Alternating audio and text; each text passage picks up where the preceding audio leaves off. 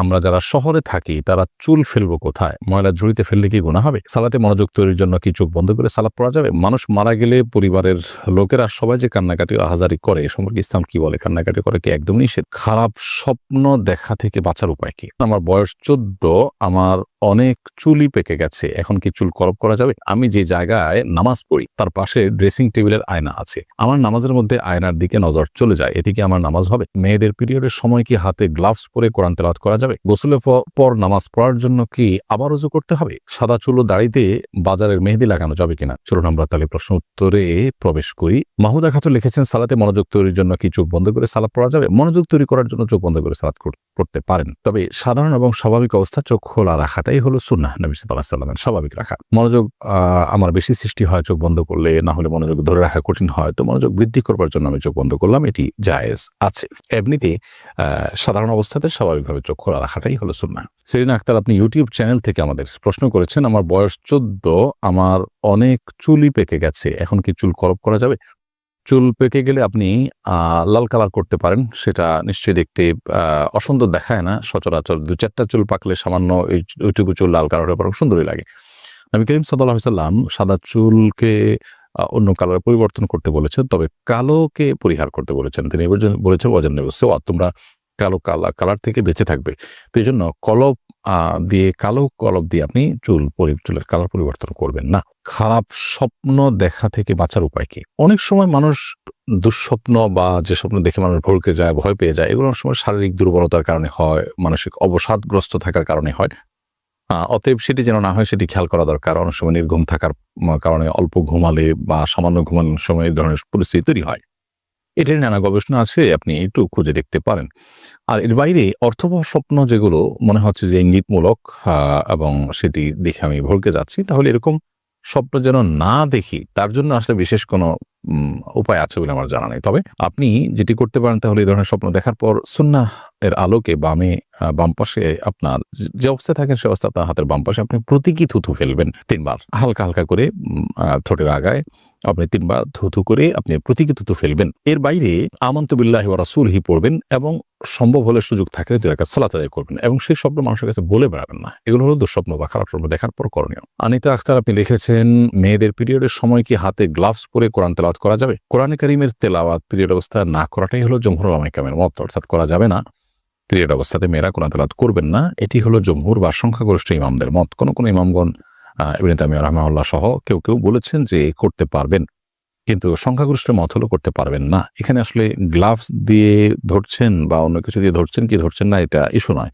Issue হলো যে তেলাওয়াত করা না করা নিয়ে। ধরাটা চাইতে ধরতে তো পারবেনই না, কিন্তু তেলাওয়াত করবেন না। তাহলে সেক্ষেত্রে এই টাইমে আপনি কি করবেন? আপনি ইসলামিক অধ্যয়ন পুস্তক পড়বেন, কোরআনের বিভিন্ন ব্যাখ্যা গ্রন্থ আছে সেগুলো পড়তে পারেন, হাদিসের গ্রন্থ পড়তে পারেন, অন্যান্য আমল করতে পারেন, কিন্তু তেলাওয়াত করবেন না। এটি হলো সংখ্যাগরিষ্ঠ ইমামদের মত। রাকিবুল ইসলাম, আপনি লিখেছেন, মানুষ মারা গেলে পরিবারের লোকেরা সবাই যে কান্নাকাটি আহাজারি করে এ সম্পর্কে ইসলাম কি বলে? কান্নাকাটি করে কি একদমই নিষেধ? না, মানুষ মারা যাওয়ার পর কান্নাকাটি করা নিষেধ এমন কোনো কথা নেই। বরং নবী করিম সাল্লাল্লাহু আলাইহি ওয়াসাল্লাম তার ছোট পুত্র সন্তান মৃত্যুর পর, জন্মের পর সন্তানের মৃত্যুতে নবী সাল্লাল্লাহু আলাইহি ওয়াসাল্লাম, ছেলের মৃত্যুতে নবী সাল্লাল্লাহু আলাইহি ওয়াসাল্লাম কেঁদেছেন, চোখে পানি পড়েছে। সাহাবীরা কেউ আশ্চর্য হয়েছেন। তখন নবী সাল্লাল্লাহু আলাইহি ওয়াসাল্লাম তাদেরকে জানিয়েছেন যে এটি কষ্টের কারণে, বিরহের বেদনায় এই পানি বের হয়ে থাকে চোখের, এটা স্বাভাবিক, এটা সহজাত বিষয়। অতএব কান্না করা দোষের নয়।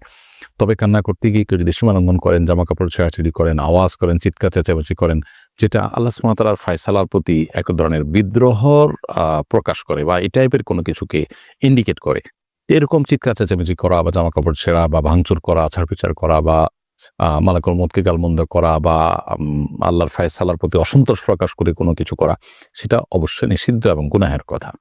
অতএব সে বিষয়ে আমাদেরকে সাবধান এবং সতর্ক থাকতে হবে। মিনহাজ রহমান, আপনি লিখেছেন, গোসলের পর নামাজ পড়ার জন্য কি আবার ওযু করতে হবে? গোসলের পর নামাজ পড়ার জন্য আলাদা করে ওযু করার প্রয়োজন নেই, যদি গোসলটা আপনি সুন্নাহসম্মতভাবে করে থাকেন। সুন্নাহসম্মত গোসল কি? সুন্নাহসম্মত গোসল হলো শরীরের কোনো জায়গায় নাপাক লেগে থাকলে, সেটা কাপড় হোক, শরীর হোক, সেই জায়গাটাকে আগে আলতোভাবে ধুয়ে ফেলতে হবে। এরপর ২ হাতের কবজি ভালো করে ধুয়ে ৩ বার, ঠিক ওযুর মতো করে 3 বার কুলি, ওযুর মতো নয়, ওযুর নিয়ত করে একেবারে 3 বার কুলি, 3 বার নাকে পানি, মুখ ধোয়া, হাত ধোয়া এবং মাথা মাসা করা।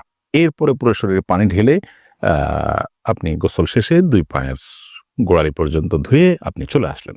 তাতে আপনার ওযু দিয়ে গোসল শুরু হলো, গোসল শেষ, ওযুর শেষ কাজটা পাও ধুয়ে আপনি বের হয়ে চলে আসলেন। এরপর আলাদা করে আপনার ওযু করার কোনো প্রয়োজন নেই। অনেকে অহেতুক এরপর আবার ওযু করতে থাকেন। একবার ওযু আছে, সে ওযু আপনি থাকা অবস্থায় কোনো ইবাদতই করেননি, ওযু দিয়ে প্রয়োজন ছাড়া আবার ওযু করার কোনো মানে হতে পারে না। সেজন্য গোসলের পর আর ওযু করার কোনো প্রয়োজন নেই যদি সেটা সুন্নাহ সম্বন্ধে গোসল হয়ে থাকে। কিন্তু সুন্নাহ সম্বন্ধে গোসল হয়নি, আপনি এমনিতে গোসল করে আসছেন, অথবা গোসল করতে গিয়ে আপনার ওযু ভঙ্গ হয়েছে, বায়ু নির্গত হয়েছে, তাহলে সেক্ষেত্রে তো আপনি গোসলের পর আবার ওযু করবেন। মারিয়াম জাহান সীমা লিখেছেন, আমি যে জায়গায় নামাজ পড়ি তার পাশে ড্রেসিং টেবিলের আয়না আছে। আমার নামাজের মধ্যে আয়নার দিকে নজর চলে যায়, এতে কি আমার নামাজ হবে? আমরা যখন সালাত আদায় করব তখন এমন কোনো কিছু আমাদের দৃষ্টি সীমানার মধ্যে থাকা উচিত নয় যা আমাদের সালাতের মনোযোগকে নষ্ট করে, সালাতের মনোযোগে ব্যাঘাত সৃষ্টি করে। অতএব আমরা যখন সালাত আদায় করব, ঠিক আমাদের সামনেই যদি আয়না থাকে এবং সেই আয়না যদি আমাদের চোখ পড়ে, অর্থাৎ আমাদের দৃষ্টির সীমানার মধ্যে থাকে, তাহলে সেক্ষেত্রে সেটা অনুচিত হবে। হয় আমি তার ডানে বামে এমন কোনো জায়গায় দাঁড়াবো যে আয়না চোখ পড়বে না, অথবা পেছনে দাঁড়াবো যে এত দূরে চোখ যাবে না, অথবা কিছু দিয়ে আয়না ঢেকে নিব। এমনটি করা আমাদের উচিত এবং কর্তব্য। তারপরও যদি এরকমটি না করে আমরা আয়নাকে সামনে রেখে নামাজ আদায় করে ফিরি, নামাজ হয়ে যাবে, কিন্তু নামাজটি মাকরুহ হবে, আমাদের মনোযোগ নষ্ট হওয়ার মতো বিষয় সেখানে থাকার কারণে। বিশেষ করে যদি কেউ আয়নার দিকে তাকায়, সেক্ষেত্রে নামাজ মাকরুহ হবে। নবী করিম সাল্লাল্লাহু আলাইহি ওয়াসাল্লাম, বুখারীর একটি বর্ণনা মতে, তাকে একবার সালাত আদায় করবার জন্য এক টুকরো কাপড় দেওয়া হয়েছে, তিনি তার উপরে দাঁড়িয়ে সালাত আদায় করেছেন। কাপড়টি বেশ কারুকার্য খচিত ছিল। তখন নবী সাল্লাল্লাহু আলাইহি ওয়াসাল্লাম সালাত শেষ করে বললেন যে, আমাকে এই কাপড় কে দিয়েছে? এটি আমার মনোযোগে ব্যাঘাত সৃষ্টি করছিল। তখন পরিবর্তন করে একটা প্লেন কাপড় দেওয়া হয়, তারপর তিনি সালাত আদায় করেছেন। এখান থেকে বোঝা যায় নামাজের মনোযোগ নষ্ট হতে পারে, এরকম কোনো কিছু দৃষ্টিসীমার মধ্যে রেখে সালাত আদায় করা অনুচিত। সেই বিবেচনায় আমরা আয়নার বিষয়টিকে মাথায় রেখে সালাত আদায় করব, যে সামনে যেন না থাকে, থাকলেও যেন আমাদের দৃষ্টি সেখানে না পড়ে। সাদা চুল ও দাড়িতে বাজারের মেহেদি লাগানো যাবে কিনা? যাবে। বাজারে যে আর্টিফিশিয়াল মেহেদি আছে লাগানো যাবে, যদিও এটার উপর দিয়ে মনে হয় যে আলাদা প্রলেপ তৈরি হয়, তারপর এটি লাগানো যাবে, কারণ এই প্রলেপটা আসলে কেমিক্যালের কারণেই মনে হয়। এমনি ইমরান খান আপনি লিখেছেন, সিগারেট খেয়ে মসজিদের ভেতরে যাওয়া যাবে কিনা? আমাদের গ্রামের অনেকে সিগারেট খেয়ে গায়ে দুর্গন্ধ সহকারে মসজিদের ভেতর প্রবেশ করে, তাদের পাশে যারা থাকে তাদের অনেক কষ্ট হয়। এ বিষয়ে দয়া করে কিছু বলবেন। ভাই ইমরান খান, সিগারেট খেয়ে মসজিদের ভেতরে যাওয়া বা ধূমপান করে মসজিদের ভিতরে যাওয়া, এর মানে হলো আমাদের মুখে যে দুর্গন্ধ হয় সেই দুর্গন্ধটা নিয়ে মসজিদে প্রবেশ করা। আর এতে মানুষজন যেমন কষ্ট পাবে, ঠিক একইভাবে মসজিদে ফেরেশতাদের অবস্থান থাকে, তারাও কষ্ট পান। নবী করিম সাল্লাল্লাহু আলাইহি ওয়াসাল্লাম বলেছেন, তাতাআদ্দাল মালাইকাতু বিমা ইয়াতাআদ্দা বিহি বনু আদম। আদম সন্তানরা যে সমস্ত বিষয়ের কারণে কষ্ট পায়, ফেরেশতারা একই বিষয়গুলোতে কষ্ট পান। সেজন্য আমরা মসজিদে গিয়ে ফেরেশতাদের কষ্ট হতে পারে এরকম কোনো কাজ করা উচিত নয়, মানুষের কষ্ট হতে পারে কোনো কাজ করা উচিত নয়। এজন্য কেউ যদি ধূমপান করে থাকেন, সেটা তো এমনিতেই গুনাহের কথা। তারপর ধূমপান করে মসজিদে তিনি যেতে হবে, নামাজ তো পড়তেই হবে। সেক্ষেত্রে তাকে ওযু করে মুখ ধুয়ে পরিষ্কার করে কুলি করে ভালো করে মুখের দুর্গন্ধ দূর করে নিয়ে তারপরে মসজিদে প্রবেশ করা উচিত। যদি একান্ত দুর্গন্ধ দূর করতে নাও পারেন, তার চেষ্টা থাকতে হবে অন্তত যে আমি কুলটুলি করে দুর্গন্ধ দূর করব, এরপর তিনি মসজিদে প্রবেশ করবেন। ফাতেমা পারভীন, আপনি জানতে চেয়েছেন সূরা মুলক কি শুধু রাতের বেলা পড়তে হয় নাকি দিনের বেলাও পড়া যায়? দিনের বেলা পড়াতে কোনো অসুবিধা নেই, কিন্তু সূরা মুলক পড়ার যে ফজিলত রয়েছে, কবর আযাব আল্লাহ তাআলা মাফ করেন, কবরের পরীক্ষাকে আল্লাহ তাআলা পরীক্ষা থেকে তাকে মুক্ত করেন, সেটি হলো সূরা মুলক পাঠ করার বিষয়ে। সেটি কিন্তু রাতের বেলায় শোয়ার আগে বা রাতের বেলা পড়ার ব্যাপারে রয়েছে। অতএব সেই ফজিলতটা দিনের বেলা পড়লে পাবেন না, কিন্তু এমনিতে আপনি সূরা মুলকের যে ভালো দিকগুলো রয়েছে, শিক্ষাগুলো রয়েছে, সেগুলো জানার জন্য বা সওয়াবের জন্য যে কোনো সময় আপনি পড়তে পারেন। কিন্তু ওই নির্দিষ্ট উপকারিতা পেতে হলে, কবর আযাব মাফের উপকারিতা পেতে হলে আপনাকে রাতে পড়তে হবে। এরপরে জাসমিন মানিক, আপনি জানতে চেয়েছেন, জাকাতের টাকা কি রমজান আগে দেওয়া যাবে? যাবে। আপনার জাকাত যখন ফরজ হয়েছে, প্রত্যেকের অর্থবছর ভিন্ন। আমি ধরুন রমজানের 15 দিন আগেই জাকাত দেওয়ার মতো সম্পদের মালিক হয়েছি, তাহলে 1 বছর পরে যদি সেটা আমার কাছে থাকে, স্টে করে, তাহলে সেক্ষেত্রে পরবর্তী বছর রমজানের 15 দিন আগে আমাকে জাকাত দিতে হবে। জাকাত রমজানে দিতে হবে এমন কোনো বাধ্যবাধকতা নেই। আমরা অনেকে মনে করি যে জাকাত রমজানে দিতে হয়। জাকাত আপনি যে কোনো সময় দিতে পারেন। যখন জাকাত ফরজ হবে, যে কোনো সময় বলতে যখন আপনার জাকাত ফরজ হবে বা বছর পূর্ণ হবে, তখন আপনি জাকাত দিবেন। আপনি চাইলে 15 দিন বা 20 দিন বিলম্ব করে রমজানেও দিতে পারেন বা তার আগেও দিতে পারেন, কোনো অসুবিধা নেই। কিন্তু যখন ওয়াক্ত হবে তখনই দিয়ে দেওয়া উচিত, বিলম্ব না করে। যদি রমজান দিবেন বলে অপেক্ষা করেন বা গরিবের তখন দিলে বেশি উপকার হয়ে মনে হয়, তাহলে আপনি সেটাকে রাখেন এবং হিসেব আলাদা করে রাখেন, নিজের পরিবার লোকদেরকে জানিয়ে রাখেন, এটা জাকাতের টাকা, আমি অমুক সময় দেওয়ার নিয়ত করেছি, মৃত্যু হয়ে গেলে তোমরা দিয়ে দিও। অতএব এভাবে আপনি রেখে পরেও দিতে পারেন, কিন্তু রমজানে দিতে হবে এমন কোনো বাধ্যবাধকতা নেই। মামুনুর রশিদ জানতে চেয়েছেন, ইসলামে রাশি বলতে কিছু আছে কি না, যেমন সিংহ রাশি, তুলা রাশি ইত্যাদি। ভাই মামুন, রাশি বলতে কোনো কিছু ইসলামে নেই। আল্লাহ রাব্বুল আলামিন মানুষের ভাগ্যে যা লিখেছেন, মানুষের কি হবে না হবে, কি উপার্জন করবে না করবে, আল্লাহ তাআলা জানতে, সেটা আল্লাহ তাআলা লিখে রেখেছেন। বিধায় সেই অনুযায়ী সব কিছু হবে। এখন এই সমস্ত রাশি আপনার তুলা রাশি, ইয়াদ রাশি, এটা হলে এটা হবে, এটা হলে এটা হবে, এরকম কোনো ধারণা কোরআন হাদিস আমাদেরকে দেয়নি। এটি বিশ্বাস করা ঈমানের সাথে সঙ্গতিপূর্ণ নয়, সাংঘর্ষিক বিষয়। এরপরে সামায়রা জান্নাত আপনি জানতে চেয়েছেন নির্দিষ্ট সময় আকিকা দিয়ে মাংস রেখে দিয়ে পরবর্তীতে অনুষ্ঠান করলে জায়েজ হবে কিনা? হবে, কোনো অসুবিধা নেই। আকিকা 7ম, 14তম বা 21তম দিনে রাখা দেওয়া উত্তম বাচ্চা জন্মের। অতএব সেদিনে আকিকা করে অনুষ্ঠান করবার জন্য আপনি গোশত রেখে পর অনুষ্ঠান করলেন, কোনো অসুবিধা নেই। অনুষ্ঠানটা মুখ্য না মুখ্য হলে ওই দিনে পশু জবাই করাটা। এমডি শফিউদ্দিন শাহেদ জানতে চেয়েছেন আমার আম্মা খুব অসুস্থ, রোজা রাখা সম্ভব নয়, করণীয় কি জানাবেন? ভাই শাহেদ, আপনার মাকে আল্লাহ তাআলা সুস্থ করুন, আমরা দোয়া করি। যদি তিনি রোজা রাখার মতো সামর্থ্য না রাখেন এবং তিনি সুস্থ হওয়ার সম্ভাবনাও নাই, অনেক সময় দেখা যায় এমন দুরারোগ্য ব্যাধি যে ব্যাধি থেকে আসলে মানুষের সুস্থ হওয়ার আশা নেই, যেমন বার্ধক্যজনিত অসুস্থতা, স্থায়ী রোগ, এরকম যদি হয় তাহলে সেক্ষেত্রে আপনি আপনার মায়ের 30টা রোজার পক্ষ থেকে 30টা ফিদিয়া দিবেন। আপনি যে ফিতরা দিয়ে থাকেন রমাদান শেষে, সেই ফিতরা বা জাকাতুল ফিতর যে পরিমাণ, সেই পরিমাণ এক একটা সিয়ামের ফিদিয়া, 30টা ফিতরা আপনি 30 জন মিসকিনকে বা একজন মিসকিনকে আপনি 30 দিনের খাবার বা ফিতরা দিয়ে দিবেন। তাতে ইনশাআল্লাহ আপনার মায়ের রোজার দায় আদায় হয়ে যাবে। কারণ আল্লাহ বলেছেন ওয়াল্লাযিনা ইউতিকুনাহু ফিদিয়াতুন মিসকিন, যারা সিয়াম রাখতে সমর্থ নন তাদের জন্য মিসকিনকে খাদ্য দিলেই যথেষ্ট হয়ে যাবে। এরপরে ইবনাত সেহেরি আইডি থেকে জানতে চাইছেন অসুস্থ অবস্থা নামাজ কাজা হয়েছে, মারা যাওয়ার পর ওইটা কিভাবে কাফারা দিতে হবে? অসুস্থ অবস্থা যদি আপনার নামাজ কাজা হয়ে থাকে, মারা যাওয়ার পর নামাজের কোনো কাফারা দেওয়ার কথা কোরআন এবং হাদিসে কোথাও বলা হয়নি। হানাফি মাযহাব অনুযায়ী যেহেতু সিয়ামের কাফারা রয়েছে ফিদিয়া দেওয়া, অতএব নামাজেরও একই হারে যত ওয়াক্ত নামাজ হয় ততগুলো ফিদিয়া দিবে। এটা ইমাম আবু রহমতুল্লাহ মাযহাবের ওলামায়ে কেরামের গবেষণা অনুযায়ী এটি করবে, সিয়ামের উপর তুলনা করে এটি করে থাকেন তারা। বাকি অন্য ওলামায়ে কেরাম বলেন না, সিয়ামের যেরকম কাফারার কথা হাদিসে বলা হয়েছে, সালাতের কোনো কাফারার কথা বলা হয়নি।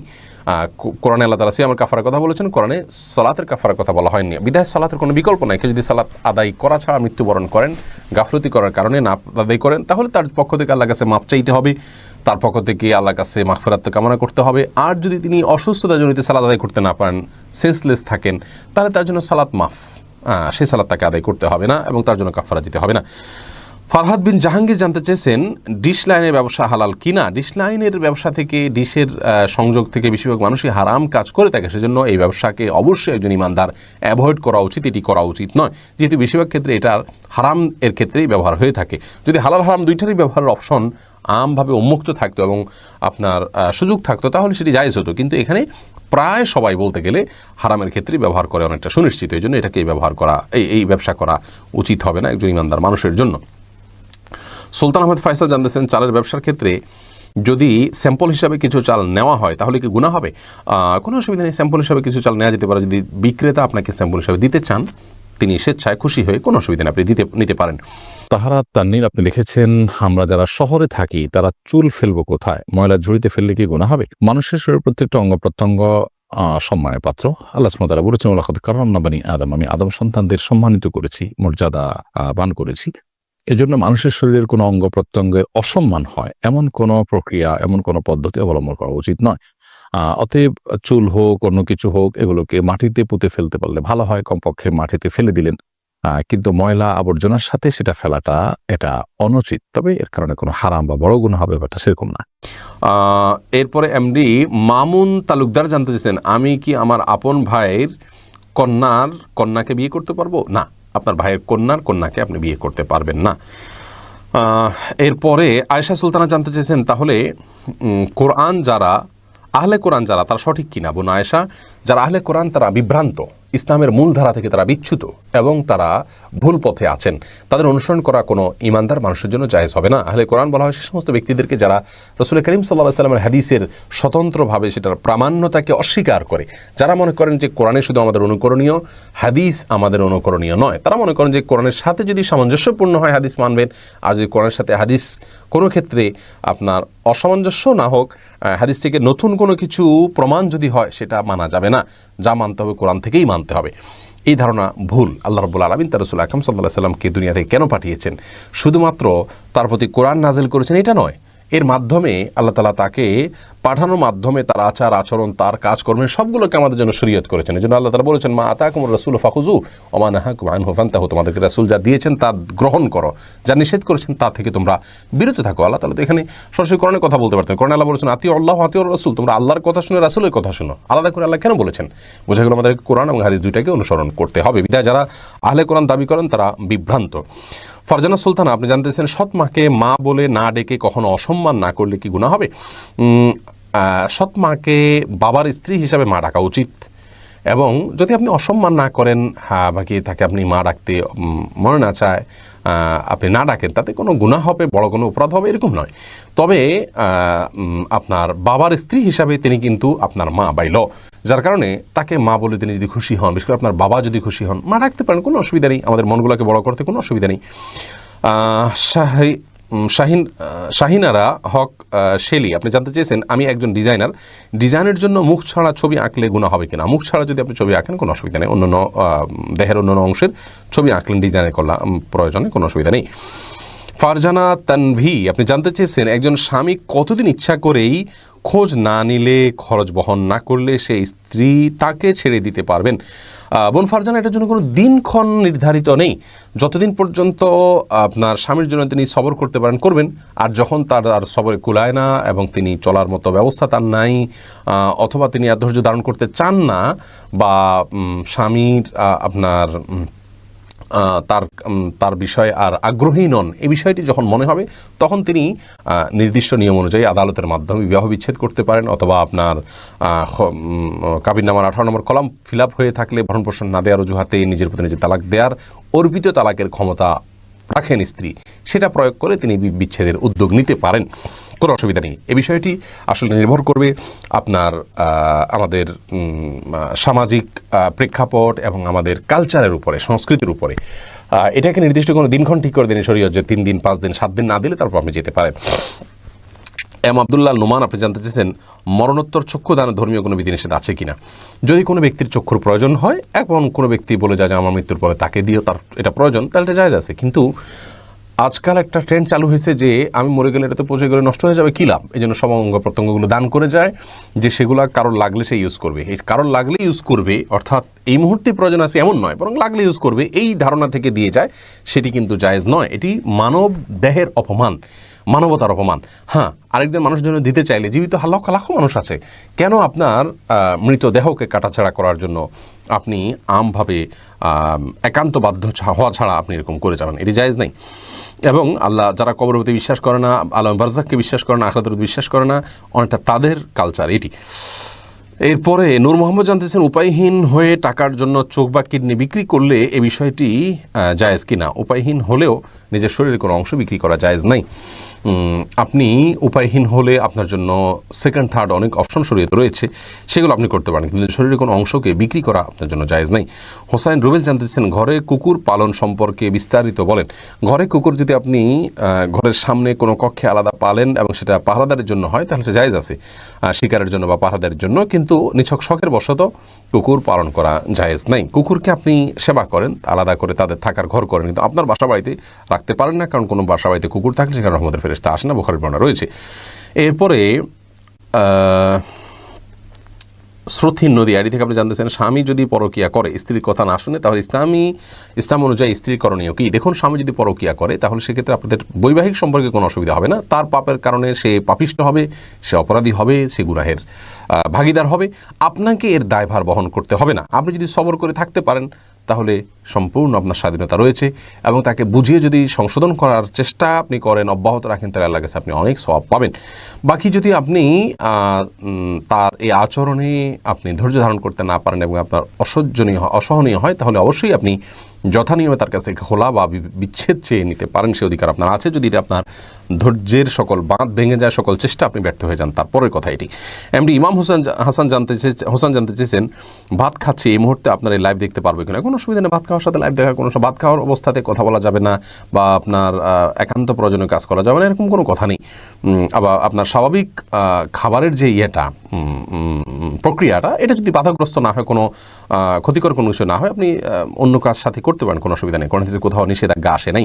নুসাইবা তাসনিম জানতে চেয়েছেন পিরিয়ডের সময় মোবাইল অ্যাপ থেকে কোরআন তাফসির পড়া যাবে কিনা। তাফসির পড়তে পারেন, কোনো অসুবিধা নেই, তবে কোরআনে কারীমের তিলাওয়াত করা নিয়ে মত পার্থক্য আছে। সৌদি আরবে বিন বাজ রাহিমাহুল্লাহ অনেকে জায়েজ বলেছেন তিলাওয়াত করাকে, জমহুর বা বেশিরভাগ উলামা ইকরাম নাজায়েজ বলেছেন। পিরিয়ড অবস্থায় কোরআন তিলাওয়াত করাকে শোনা অসুবিধা নেই, এবং তাফসির পাঠ করতেও কোনো অসুবিধা নেই, ব্যাখ্যা পাঠ করতে অসুবিধা নেই। আফসানা আফরিন উর্মি জানতে চেয়েছেন সিভি বানাতে মুখ খোলা রাখতে হয়, এটা কি জায়েজ আছে কিনা। না, সিভির জন্য মুখ খোলা রাখতে হবে কোনো জরুরি না। ছবি ছাড়া সিভি যেখানে দেওয়া যায় সেখানে সেটাই করা উচিত। আর যদি কোথাও বাধ্য হয় আপনার দেওয়ার জন্য সিভিতে, সেখানে আপনার চেহারাটা প্রদর্শনটা মুখ্য হয়ে থাকে, ছবি দেখাতে হয়, তাহলে সেটা যদি আপনার নিরুপায় হয়, এটা ছাড়া আপনার কোনো বিকল্প পথ খোলা না থাকে, তাহলে সেই ক্ষেত্রে আপনার জন্য এটি অবশ্যই জায়েজ আছে। জান্নাতুল আখি জানতে চান বিয়ের পরে কোনো ছেলের বন্ধুর সাথে কথা বলা যাবে কি না।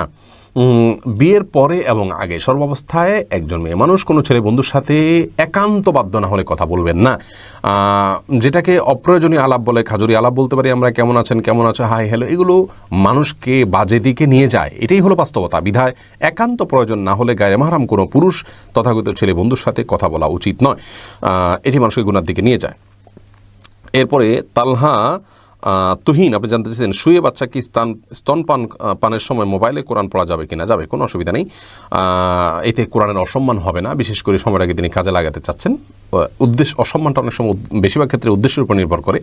তিনি যদি কোরআনকে অসম্মান করার উদ্দেশ্যে তো আর শুয়ে পড়ছেন না, বরং সময়টা কাজে লাগাতে চাচ্ছেন, কোনো অসুবিধা নেই, শুয়ে কোরআন তেলাওয়াত করার বিষয়টি প্রমাণিত রয়েছে। এরপরে ফারিয়া জাহান পুরি জানতেছেন ভাঙতি রোজা পরে রাখলে আগে 6 রোজা রাখতে পারবে কিনা। ভাঙতি রোজা আগে রাখা উচিত, তারপরে 6 রোজা রাখা উচিত, কারণ হাদিসে রমজান রোজা রাখার পরে 6 রোজা রাখার কথা বলা হয়েছে। এরপরে জুয়েল তালুকদার জানতে চেয়েছেন আমি খারাপ স্বপ্নে দেখি, এখন কি করা যায়। খারাপ স্বপ্ন দেখলে তার করণীয় কি, এই বিষয়ে আমাদের একটা ভিডিও রয়েছে সুন্নাহ ফাউন্ডেশন ইউটিউব চ্যানেলে এবং আমাদের ফেসবুক পেজে, সেটা আপনি দেখতে পারেন।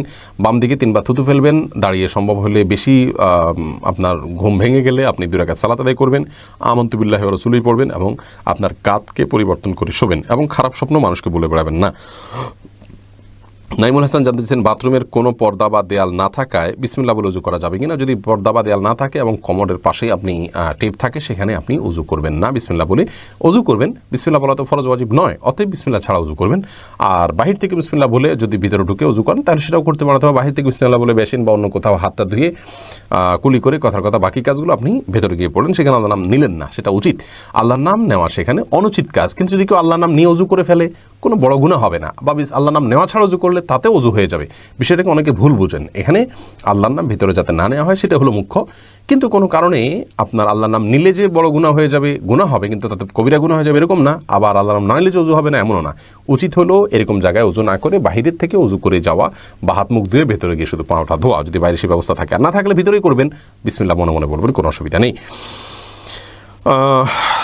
এরপরে কাজী আশফিক রাসেল জানতে চেয়েছেন যে তাহাজ্জুদ নামাজের ওয়াক্ত কয়টা থেকে শুরু হয় আর কয়টার দিকে আদায় করা সবচেয়ে ভালো। ভাই রাসেল, তাহাজ্জুদের সালাতের ওয়াক্ত মূলত এশারের পরপর শুরু হয়, এশার সালাত শেষ, তখন থেকে আপনি 2 রাকাত করে তাহাজ্জুদের উদ্দেশ্যে সালাত আদায় করতে পারেন। সবই উত্তম হলো ঘুম থেকে উঠে রাতের শেষ প্রহরে তাহাজ্জুদের সালাত আদায় করা।